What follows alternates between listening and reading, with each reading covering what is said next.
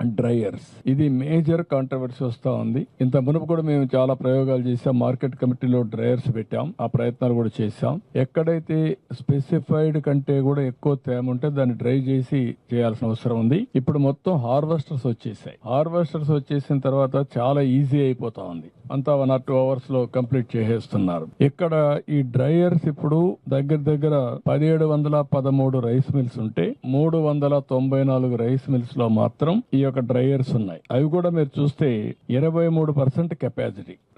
వచ్చే రైస్ లో 23% మాత్రం డ్రై చేసే పరిస్థితి ఉంది. మిగిలిన చేయలేని పరిస్థితి ఉంది. దీన్ని ఏ విధంగా చేయాలి? మొబైల్ డ్రైయర్స్ ఏమైనా వస్తాయా అంటే పొలంలోనే తీసి అక్కడనే చేయడానికి కాదు. హార్వెస్టర్ లోనే దీన్ని ఇంటిగ్రేట్ చేయగలుగుతామా?